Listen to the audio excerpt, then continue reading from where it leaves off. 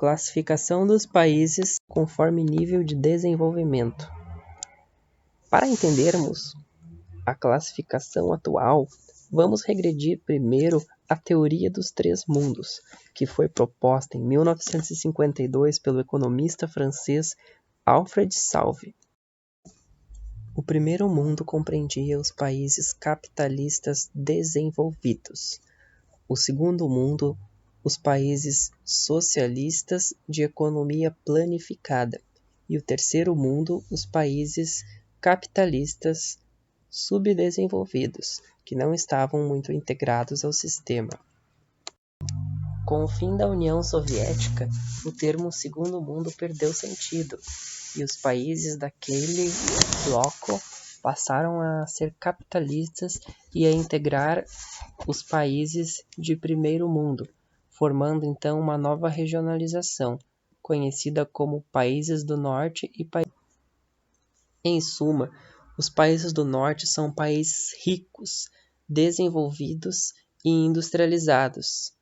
Já os países do Sul são países pobres, subdesenvolvidos ou em desenvolvimento.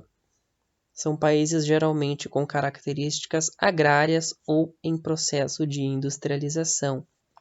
Reparem que esse modelo de regionalização ele não leva em consideração a linha do Equador, tendo em vista que a Austrália encontra-se no hemisfério sul e pertence aos países do norte, e a China encontra-se no hemisfério norte e está no grupo de países do sul.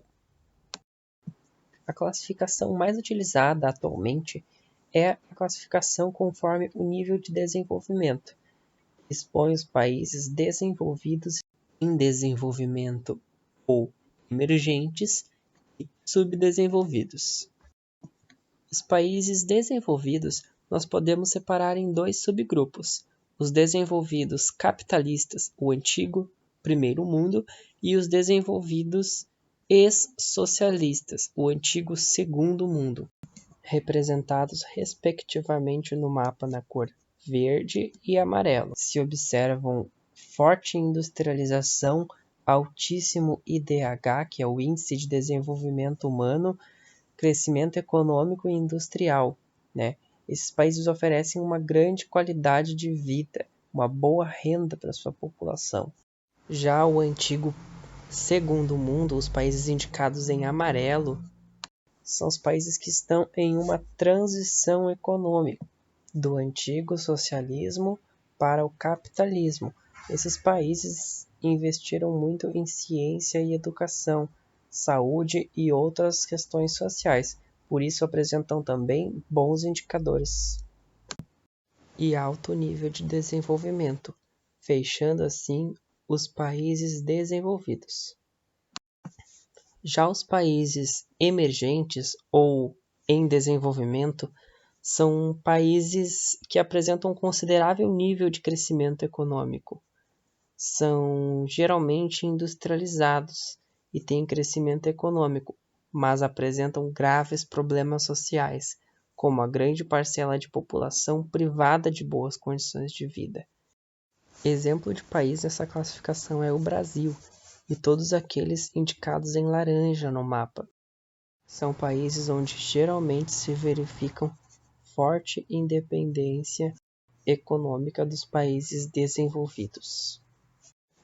Por último, temos os países subdesenvolvidos, que possuem uma economia primária baseada em produtos de agricultura.